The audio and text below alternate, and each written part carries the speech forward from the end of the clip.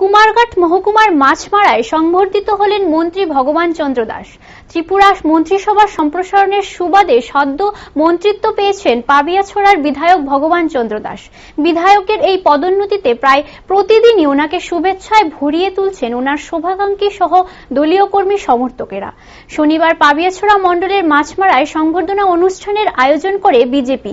Machmara community হলে হয় অনুষ্ঠান। সেখানে মন্ত্রীকে ফুলের তোড়া, উপহার ও উত্তরীয় দিয়ে শুভেচ্ছা জানানো হয় দলের বিভিন্ন সংগঠনের তরফে।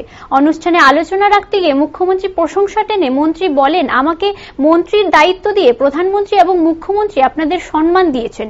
মুখ্যমন্ত্রী সর্বদা রাজ্যের উন্নয়নের জন্য সব দিকে নজর রেখে চলেছেন।